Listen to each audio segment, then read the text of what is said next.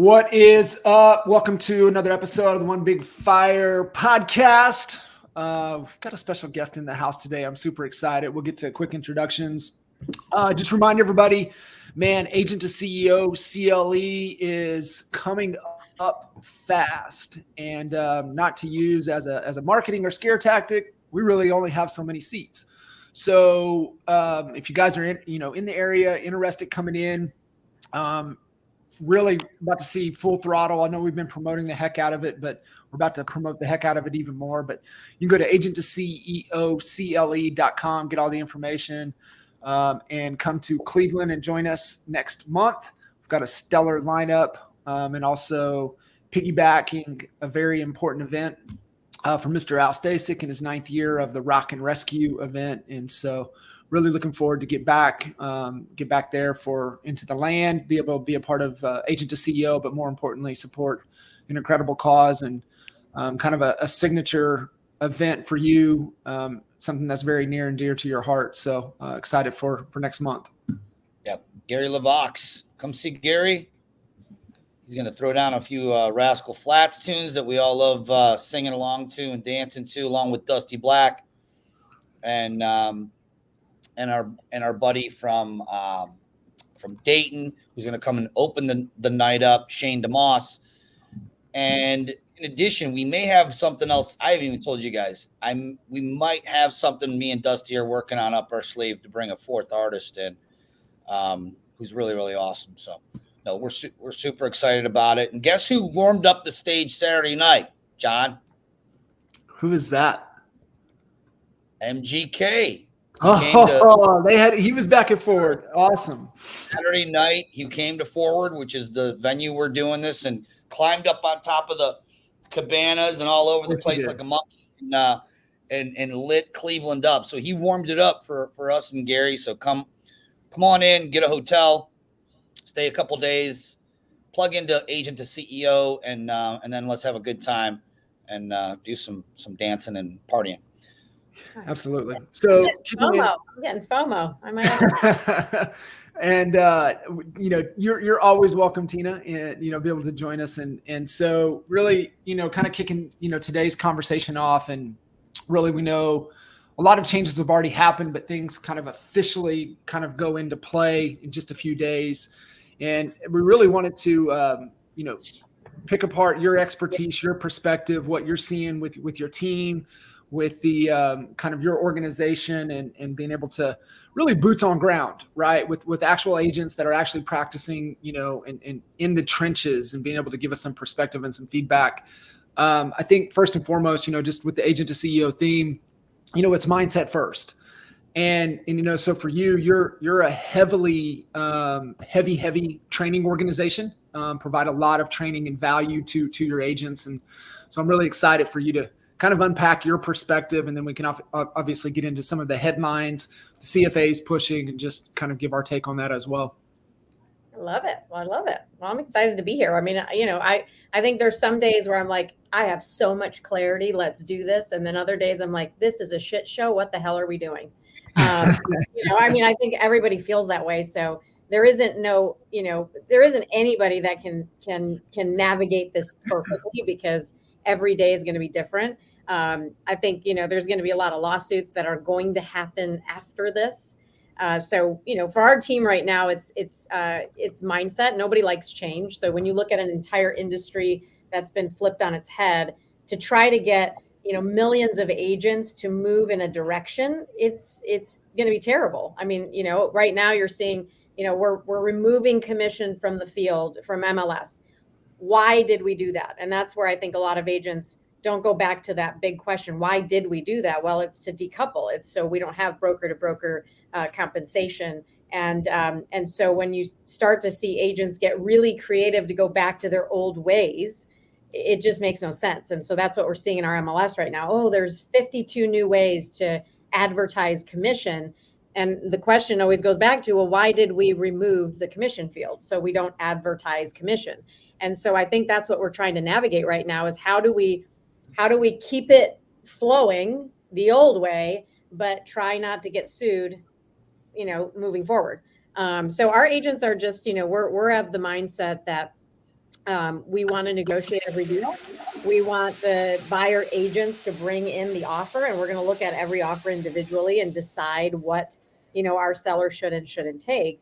But I'm also of the mindset that I think, it is wise to employ thousands of real estate agents, because as you all know, the average agent sells 2 to 4 homes a year. If I'm selling 4 homes and I have a quarter of my income in the car, and I see that 5 listings I'm going to show, 3 are offering compensation and 2 are like, hey, bring me an offer. As an agent, if I'm not that strong, I'm going to go, oh, well, I couldn't get into these 2, but I got into these 3. So I have a fiduciary duty to show all the properties, but deep down, I don't have a fiduciary duty to sell all the properties, because I might look at a crack and, look at the foundation and sway people. And I think that's what, unfortunately, agents that don't make a lot of money, that are desperate, are going to do, because they're not good enough to have a UVP and to get their real value. So they're going to count on listing agents to do what they've always done and offer compensation, which I think, is going to happen more in the beginning. And then eventually we're going to start to move away from even being able to offer it.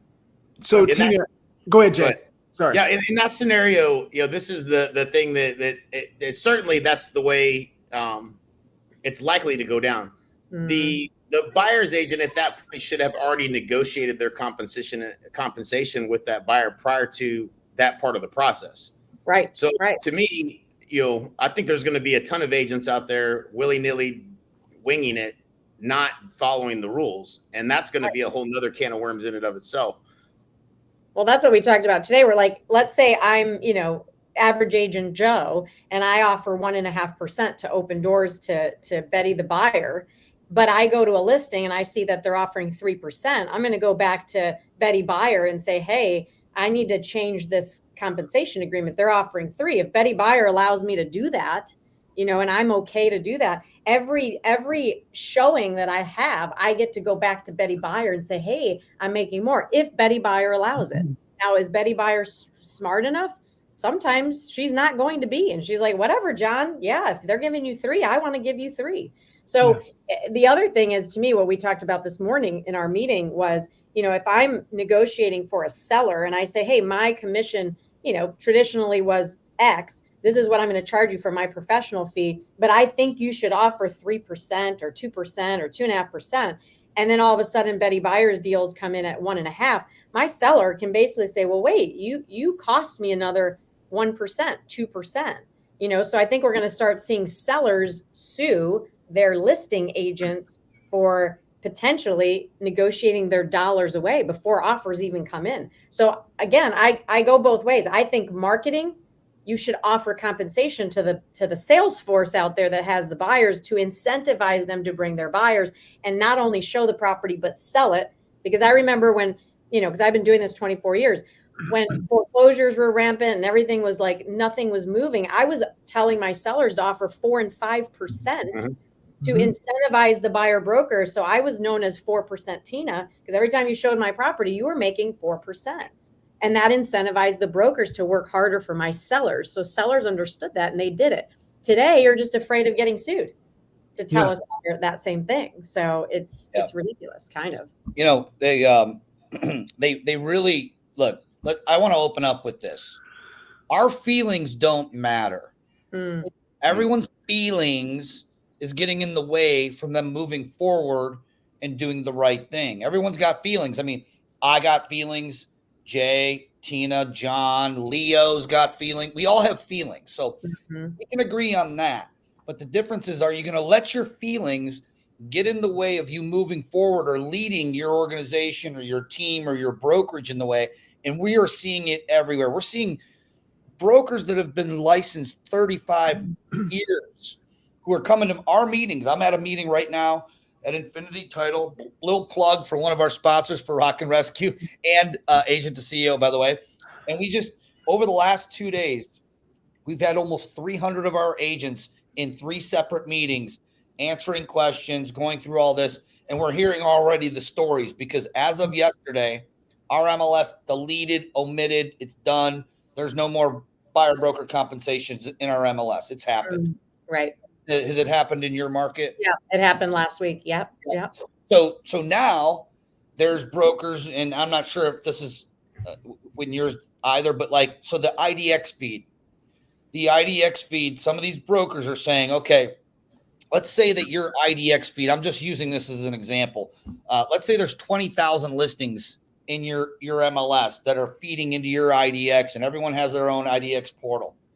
If your brokerage, let's just say out of those 20,000, your brokerage has 2,000 of those listings. Mm-hmm. They can go into those 2,000 listings with their own money and put buyer brokerage or broker to broker compensation in their IDX listing. Right. And I'm having a hard time getting my arms around why they would do that.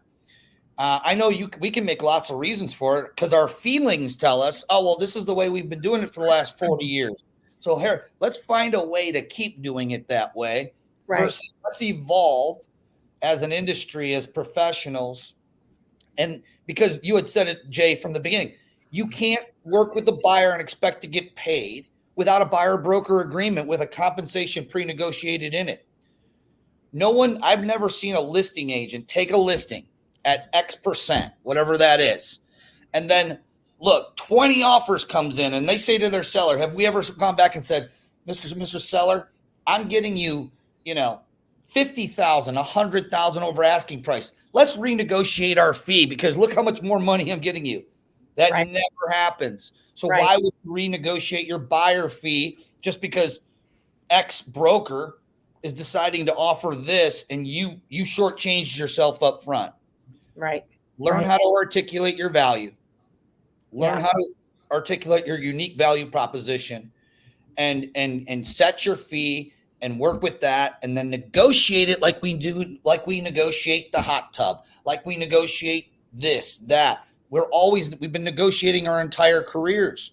So what makes it any different right now? There's going to be a lot of the attorneys are the only ones that's going to win through all this for the next 12 months. We're going to start seeing litigation come up like crazy. I agree with you, Tina. That's the attorneys are salivating right now. Yeah, they're sitting there, they're just watching.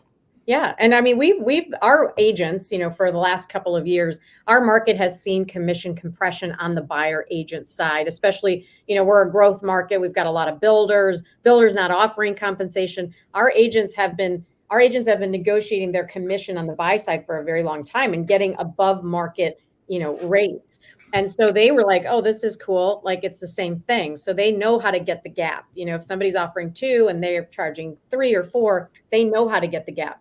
There are agents in our market, actually, an hour from here that are getting 2 times the amount of what is normal, let's just say, in MLS. So it just depends on, again, your value, the buyer. There's always going to be discount buyers. There's always going to be FSBO buyers, FSBO sellers, people that want to save a buck. If I'm going to go into a multi-million-dollar deal or $1 million deal or $500,000 deal or $250,000 deal, I'm not a do-it-yourselfer. I'm just not. And I've always paid for value.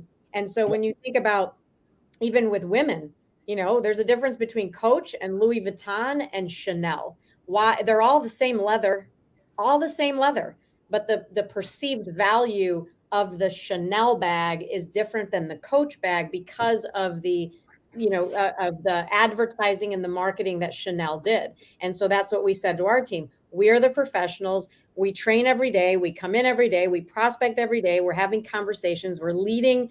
We're professional decision maker uppers. We guide our clients to make decisions. Therefore, they're going to pay us for our knowledge and our expertise. That's it. And if they don't want to pay us for our knowledge and expertise, then they can go get the door opener down the street. In fact, we'll have a list ready for them. Hey, these are the agents that are opening doors for $50. If you want to spend $500,000 and have a door opener, here's the list. But that's not us. So as long as we know who we are, I think we're just going to be fine, and we're going to find our buyer pool. Tina, real quick disclaimer before we move forward. We're not suggesting that anybody charges a certain particular commission, by the way. We want to stay out of antitrust lawsuits. So any of you blood-sucking attorneys who are watching this and thinking of that's what we're suggesting, we're not suggesting that you charge any of those percentages. It's a free market. Everything's negotiable. Anybody can charge whatever their worth is, and that's kind of our point. Yeah. But just want to make sure that that's clear. Yeah, we charge different fees to different sellers, different, depending on what they need. I mean, our fees are all over the board. So Tina, the biggest thing, right? So I'm hearing from you. Obviously, it's like I said, you're a massive training organization. You believe in skills that travel. I mean, look at your career, look at your foundation, just your ability to articulate your value over the phone. And I think we can step back and realize, we are the minority. Mm-hmm. And you look at the majority of these agents out there that don't understand value, don't know how to articulate their value. So then that puts a compression in a race to the bottom. So how are you kind of seeing and really, trying to amplify the message from a marketing perspective out there? Because it's going to be a wait, right? We've always talked about, a defining gap between, the true experts and then the rest of everybody else, right? There used to be 3. I think it's just going to be 2, right? It's going to be a massive, bottom feeders, and then just the very, very few elite. So how are you, keeping their mindset, their value articulation, being able to do that, but also kind of changing the way they think from a marketing perspective, because buyers don't know any different. Sellers don't know any different. Like, how are you being able to convey that message, the message to the market, to articulate your value proposition consistently to where, we don't fall into the masses with a race to the bottom?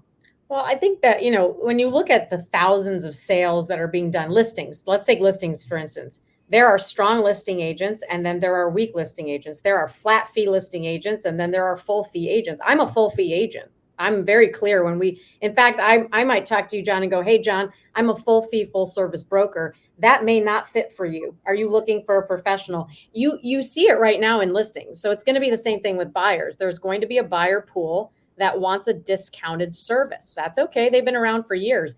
And you're going to see the full fee brokers, full service brokers step up and offer that extra level of service and knowledge. And I think knowledge, to me, is finally going to have a bigger price tag, because I believe that, new Betty broker that just got her license, if she's going to service you, John, and go out and find a $500,000 home, new Betty broker might only be worth 1%. She's new, she's practicing on you. I'm worth more than that. I know my value. So if the seller or the buyer wants to hire and have independent brokers practice on their biggest asset, by all means, you could have always done it. For 24 years, I've gone up against sellers that said, oh, I went with another broker because they offered me X%. Good for you. I'm glad we're not in communication anymore, because that's not my demographic. I don't want your friends. I don't want your future business, because you don't see value in what I do. So I'm looking for people that value what I do and want that level of service. And I think you can feel it when you talk to somebody who's good and who's going to lead you. And you can feel it when you're being led and you have a seller or a buyer that wants to lead. Those are not my people. I provide a service. I provide advice. You don't have to take it. But I always start with, this is my process. It's my process.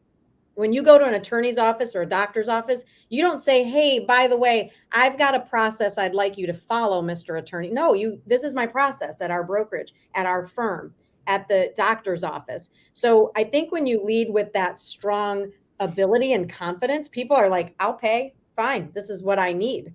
And so, with me, you survive. Without me, you die. That's kind of what we say around our team. What is the skills required to be able to be up here and not down here? Like agents of the future, like these are the skills you have, because, right. So think about this, right? So we talked about this. I even shared this in Detroit with you guys. And I've shared it with Jay and Al a couple of times. When we fall out of flow and we get into a state of anxiety is when the challenge is greater than the skill sets we have. And then vice versa, when we get bored, we don't have a big enough challenge. What I believe has happened is that the challenge raised even without us wanting to raise the challenge. Right. And so therefore, when you were in a state of flow, the skill sets you had no longer serve you, because now the game has changed. The challenge has gotten greater. So what are the skill sets required for, the elite, or if anybody that aspires to be the elite moving forward? Like, what are the skill sets that they need to invest in and focus on to be able to meet the challenge of the current market? Well, I think when you think about it as a whole, because I always go way up high and I go, okay, 20% of the homes sold in the next 2 years are going to be unlicensed agents today. So they're going to be new agents coming into the market that don't even know what they don't know. And they're actually going to be better for it because they're going to know this is the way we do it. There are buyers that have never bought before. This is the way that this will be new to them. So we'll have 20% of the agents and buyer pool that just will go with this new flow without understanding what's going on. I think from a perspective of like leveling up, there are agents that don't practice their skills. They don't practice their scripting. And when I say scripting, it's not to, coerce anybody into doing something they don't want to, but it's being able to listen, so anytime I'm in a meeting, I usually put an L on my paper because I like to talk like all realtors.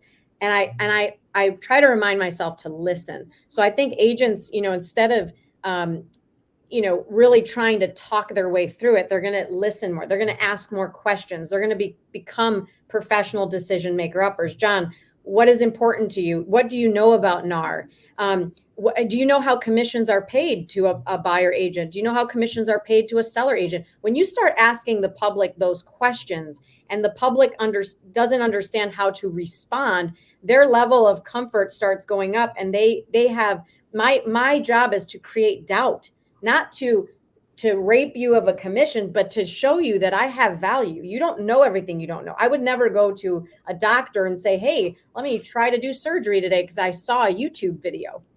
That's crazy. So I think that again, it's going to take time and patience. And yes, I'm sorry, but I've been doing this 24 years. You guys have been doing this 20 plus years like me. We will get paid more just because of the time involved. And a new agent is going to get paid less in the beginning. They're going to have to take their lumps. They're going to have to sometimes discount if they are not confident. I have brand new agents charging really great commissions right now because they have confidence. So I just think it's a level up from a confidence building, scripting and dialogue, learning how to ask great questions, learning how to listen. And really at the end of the day, it's being a great communicator and making it easy and digestible for people to understand what you do, how you're going to guide them, how you're going to solve their problems, and not make it easier for them, but just protect them from what they don't know. Hey, Tina, I've heard varying different opinions of the approach in terms of what that initial agreement is. What is your policy? What are you training to? Are you getting a 1-day agreement to start, a one property showing agreement? Are you getting a full-blown representation agreement? What are you teaching your agents as far as that process on the phone? When does that happen? And how does that flow look for your team? So I think for us, whenever you go out to a listing appointment, you usually don't get a 1-day agreement. You go out and you present and you try to get the signature, right? And you say, hey, at the end of my presentation, one of 3 things is going to happen. I'm going to take the listing. I'm not whatever, I'm a more Mike Ferry agent, Jay, and I love listening to old Mike Ferry, ways. So when I go out, I don't always get the listing, right? But I'm not going to work for that seller for a duration of time for free. I'm not giving that seller my pricing strategy. That's when you believe that I can guide you through the transaction, then we'll talk about pricing. So I don't give the seller anything once I'm out there other than this is what I do. Do you believe in hiring me? Same thing for a buyer. I'm not going to go open 3 doors. Why do we have to date? This is not we don't need to date. This is what I do. This is what I'll do for you. This is what you need, and I can solve that problem. Do you want to hire me? You're not paying me until the transaction is done, just like a seller. So we try to reframe the mentality now to the buyer and say, look, when we go out on listings, the seller interviews 1, 2, or 3 agents usually. So what I think you should do, Mr. Buyer, before you start opening doors, putting the cart before the horse, because you're going to have to pay, you should pay attention. Because when people pay, they pay attention.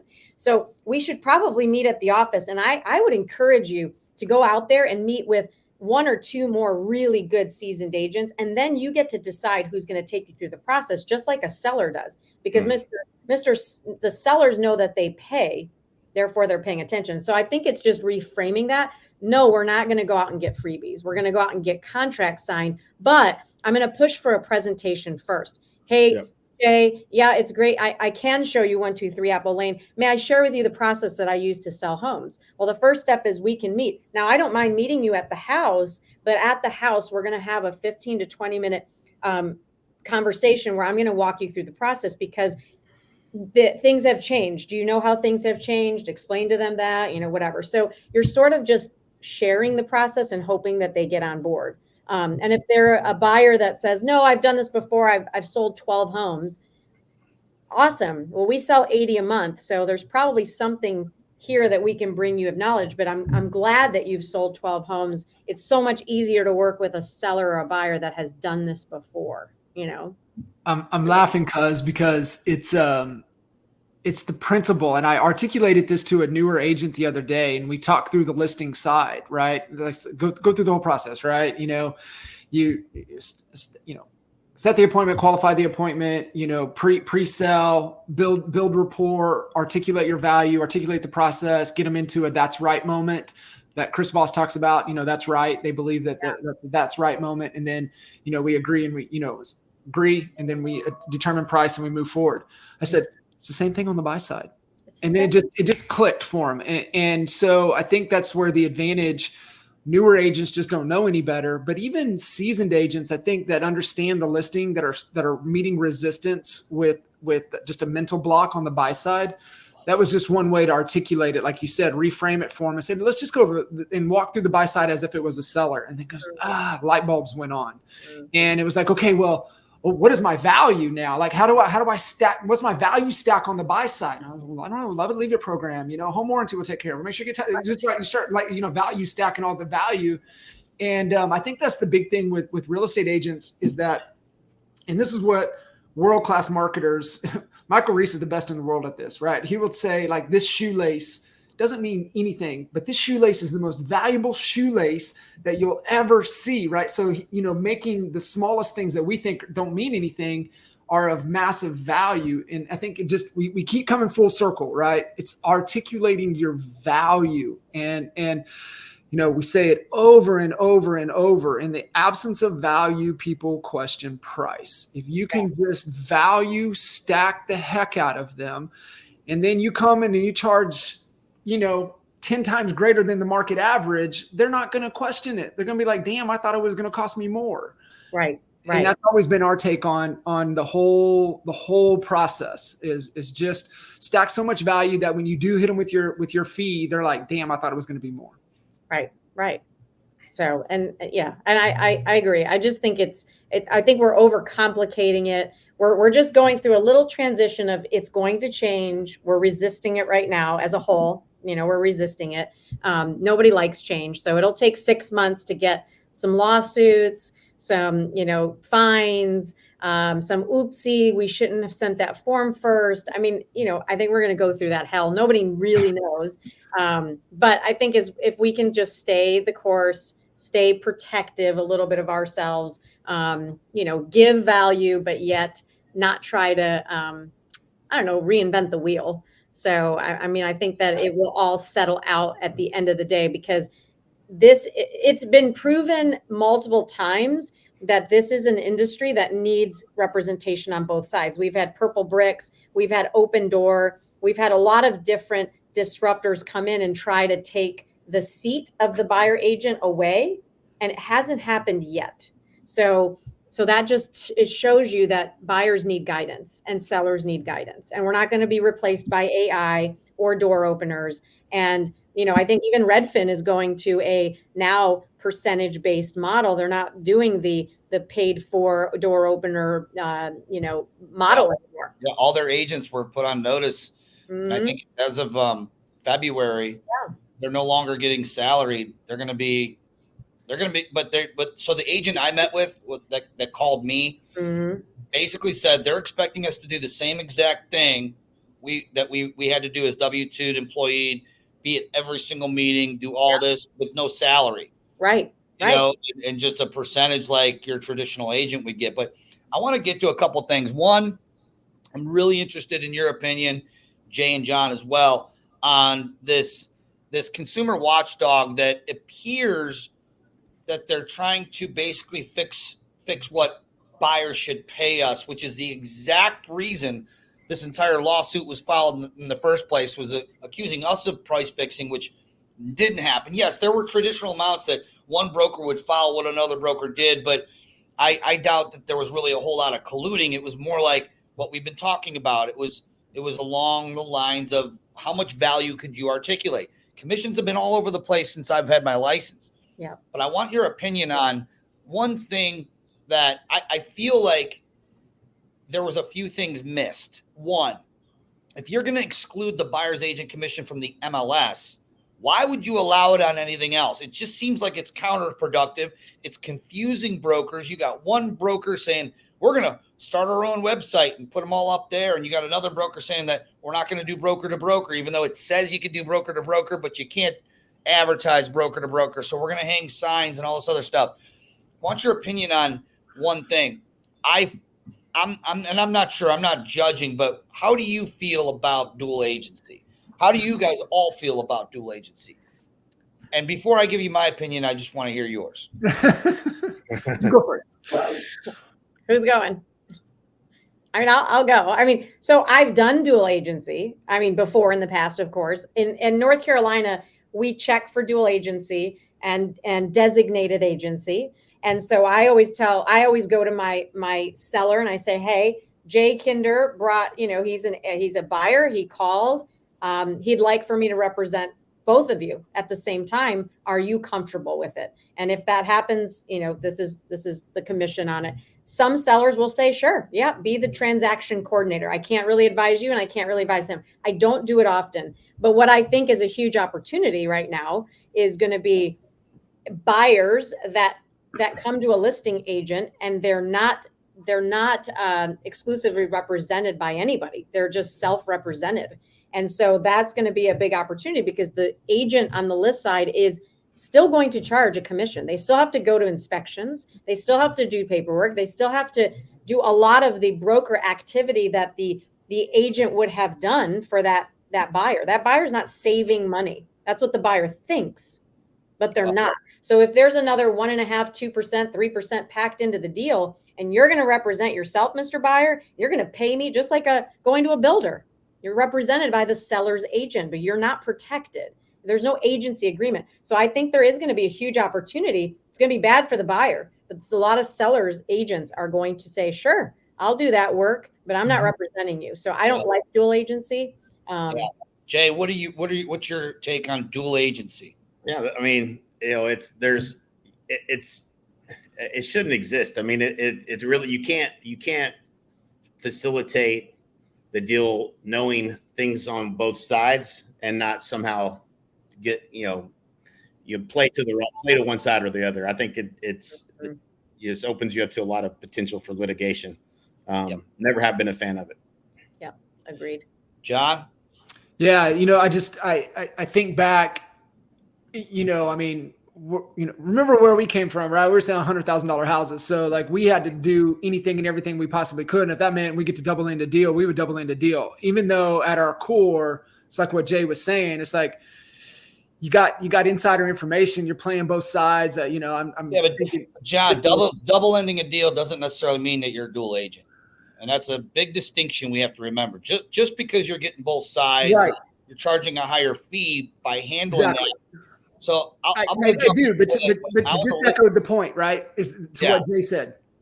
When I was a listing agent, I never acted. I always told one of my value propositions to my seller that differentiated me from my competitors, because I was always going against big competitors here, is that I personally will never act as a dual agent. Now, the brokerage might, because we have lots of agents, and those agents may have a buyer, and as a broker, let's say, for instance, eXp Realty, we have 1,800 agents in Ohio.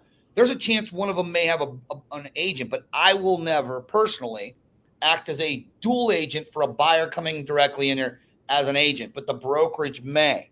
Now, if they really wanted, when they were filing this lawsuit and they're trying to protect the consumer, they had a really big opportunity to make this real easy. They could have just said, no agent can act as a dual agent. Right. Just period. No more dual agents. Now, the brokerage can, because they can't handcuff the brokerage themselves, because they have potentially tens of thousands of agents. But the agent themselves, that would then make the buyer think twice. I'm going to come in thinking they're going to save money. They're going to come in unrepresented. And if they have any sense whatsoever, they'd know that there'd be nobody negotiating on their behalf, watching out for their terms, fighting for their terms, not just price, but terms of an agreement. And that was their first opportunity to make this whole thing a lot smoother. And I believe they missed the boat on that.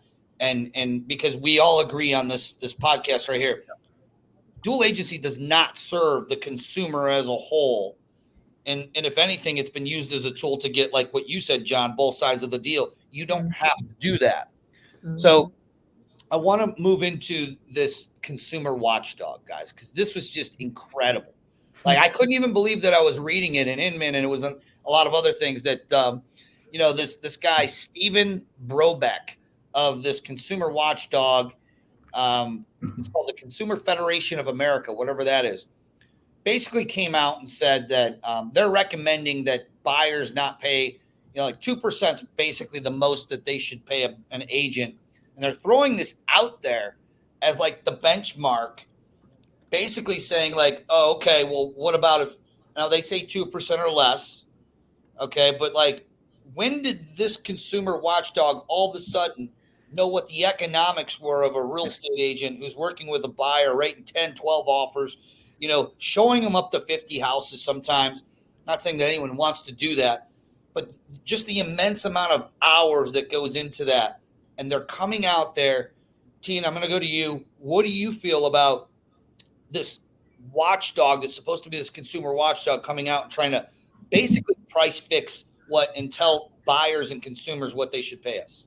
Well, I put it right on my Instagram the minute I saw it. I'm like, this is so crazy, because it's literally price fixing at its finest. It's putting a blanketed statement to have, commissions be a standard, right? Which they're trying to get away from. So no, I was completely against it. It's absolute price fixing. But here's a perfect example. There is a brokerage, I won't name names, in our town. And yesterday we got text messages with, hey, we're buyer broker friendly. Literally on their page, our strategy is to continue earning 6% on all listings, including 2.4% to all buyer agents. I mean, literally, like that right there. I'm like, how dumb are you?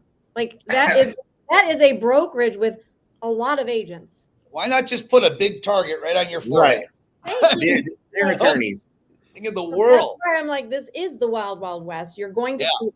I could literally make one statement that's like one sentence, and I could show it to 15 people, and I'm going to have 15 iterations of what it means. That's the problem, is my lens, my cognitive, processing is different than yours. So it's like we're trying to get everyone thinking the same way, and it's not going to happen right now. That's the problem. So it's going to continue to be a problem. I didn't know about that, Tina.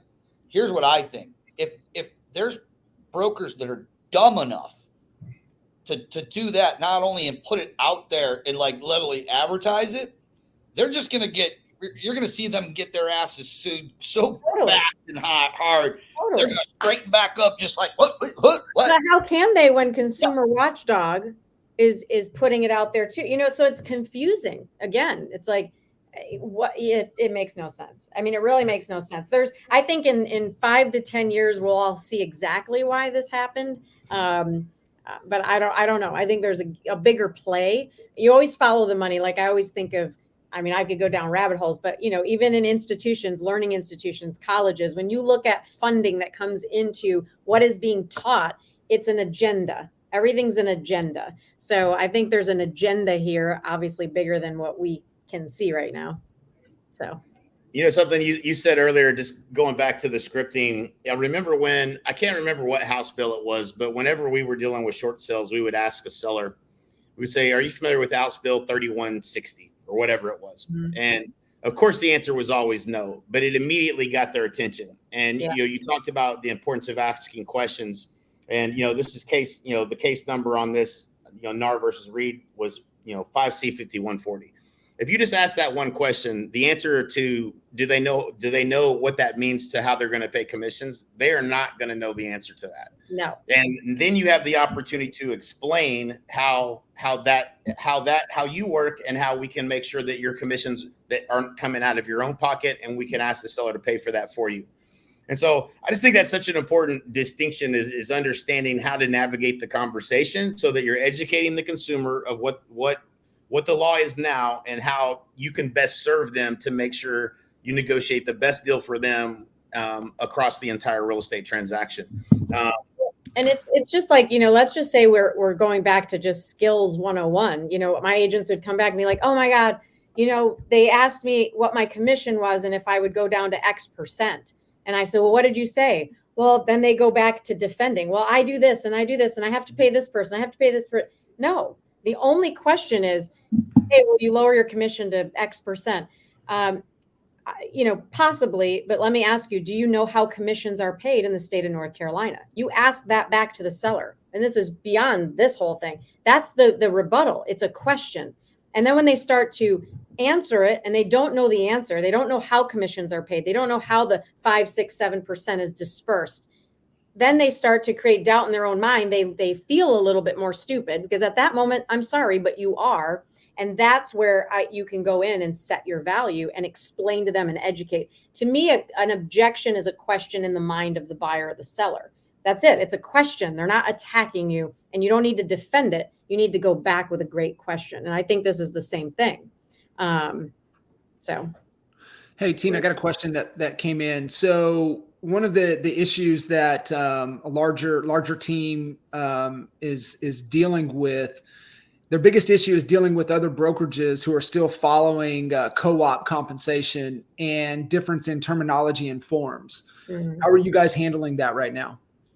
Well, we're doing the best we can. I just had one of our paralegals call me, and she works with a lot of different brokerages, and she said, people have this thing right now with EXP because the headlines were no more broker to broker compensation. Well, we all knew what that meant, the decoupling, how things were being paid. But what the average agent took it as is, oh my God, EXP is not going to pay buyer agent commissions. We hate EXP. We're guys, like, that's not what we're saying. And then we had to go back to social media and start educating and not defending, but just educating. So I think that's exactly it right now. We've got different agencies hearing different things, doing different things. I mean, you've got Colorado that was like, F you, we're doing it our way. I think that's kind of cool. But, it's like there's so many different ideals out there. And so I think we just have to say, okay, what does our brokerage want? How do we protect our brokerage? Because of course, EXP can be sued. I don't want to do anything that could get some massive lawsuit there. I don't want to be sued. So I'm going to do what's best for the consumer. How I navigate this is going to be, very, I'm not going to try to go the old way. I think that's the key here. Why did this happen in the first place? Why did we remove compensation? It wasn't so we can be creative. We know realtors are creative. We're fixers. We find a problem, we fix it.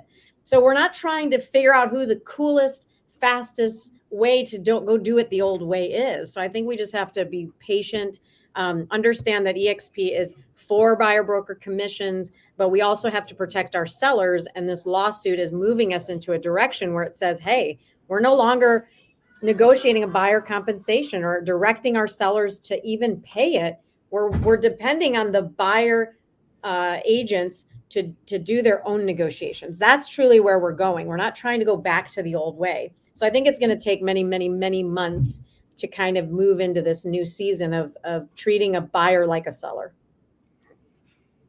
Yeah, I would agree.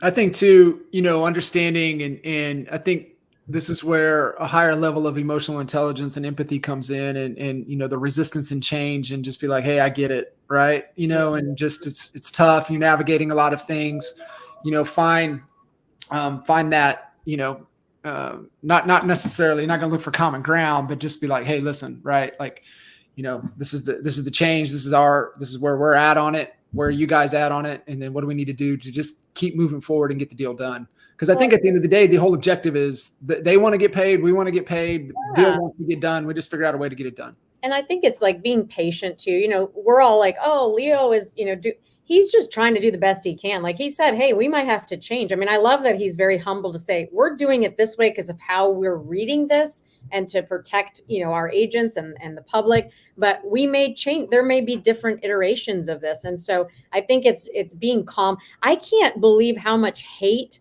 I got on, if you guys go read some of the social media, like the posts that come in, people are so hateful. And it's just so interesting to me how aggressive real estate agents are. It's like, okay, everybody calm down. Like, why are we being so aggressive? Just because people don't see it your way. And you look at it in government, it's like the world is divided. No one can, understand everyone else's opinion. So I think patience, understanding, ego, take that ego out of it. And nobody freaking knows the exact answer. Yeah. So let's all just do the best we can. Jay, remember what Tyson used to say? Everybody's tough until you get punched in the face. Yeah, exactly. 100%. That's why I love Leo's perspective on, hey, this is what we think right now, and that could change, and it most likely will. So, at least we're doing something. The thing that that's most amazing to me is to see how many people's heads are just in the sand right now, and they're not doing anything to change. And so it's certainly going to be interesting. I have one last question for you, Tina. I was talking about. I had somebody send me a text yesterday, just trying to get a gauge, gun to head. What do you think?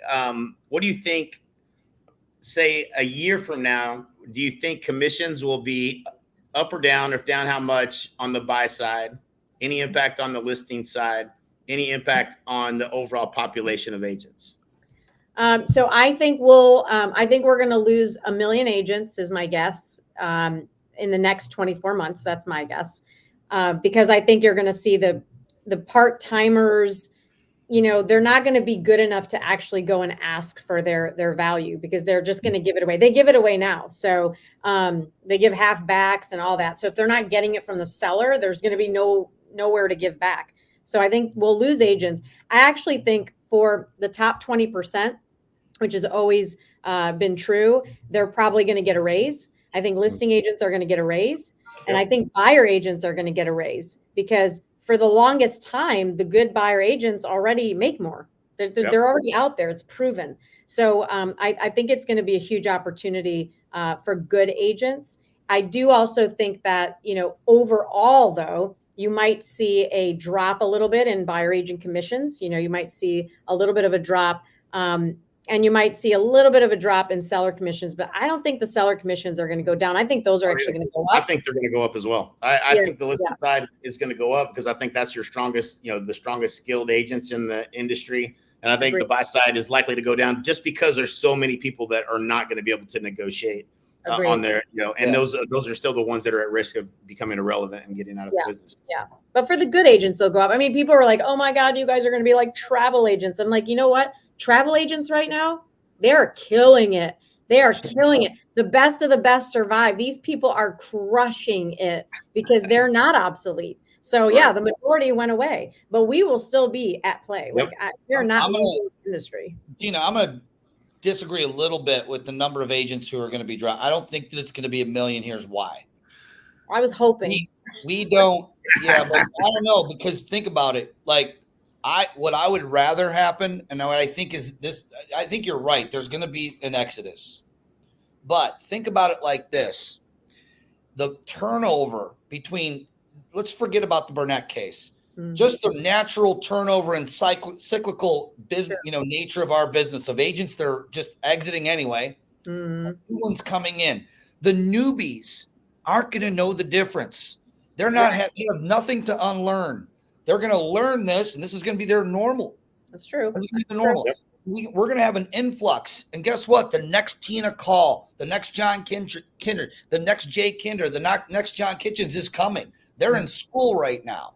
And our next group of leaders is coming, and they're going to have to learn this, because this is just the new norm. Yeah. And so I think that the level of professionalism that is going to go up. I think that it's also, when you talk about, are they going to make more money or less money? I agree with you guys. I interviewed I had a conversation with one of our top agents here in Cleveland yesterday. He got a listing, had 5 offers. And he did the math what the three that the seller were considering, what they were asking to be paid by the seller toward the buyer's agent commission. It was all a little more than what the average was that he saw in the MLS. So you're all right. The question is, how long is it going to take for people to learn it? What's the learning curve? Mm-hmm. I mean, maybe we do lose $1 million at first, but they're going to have to come back because there's, I mean, if we cut the number of agents in half, we are not the supply and demand. We don't drive how many homes are going to sell. We don't drive how many buyers are going to want homes. That's just economics. And that's going to happen with or without us. The demand's going to, we don't control demand. Yeah. Maybe you disagree. Do you think we control demand of housing? Well, I don't think so. But I also think too, like on that point, we were an industry where people saw shiny cars, like we're all millionaires. And that's not true either. The average agent, when I put posts out there, the average agent sells 2.5 homes a year. That's $14,000 in a market where they're making $7,000. That's why I think $900,000 should go get a job. 900,000 agents should go get a job. They shouldn't have this job. They're just part-time hobbyists. So we have a lot of hobbyists in the business. Those hobbyists should go away because maybe, that extra 14 to 20 grand for them is a vacation. They do it for fun. But I don't think they're going to see this industry as like, oh my God, it's so easy now. Our paperwork has gone up tenfold.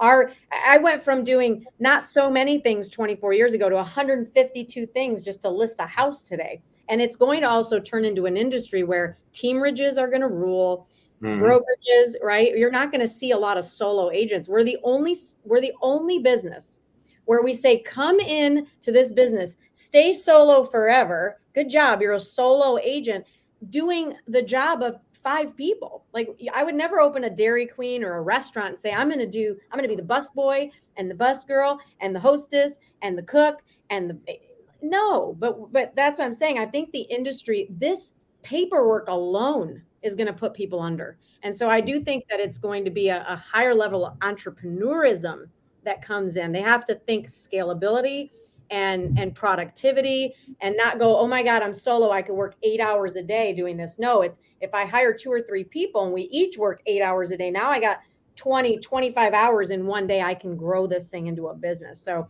I don't know. I think we're going to see changes, but I hope that we get a mass exodus of the hobbyists, people that really aren't making money.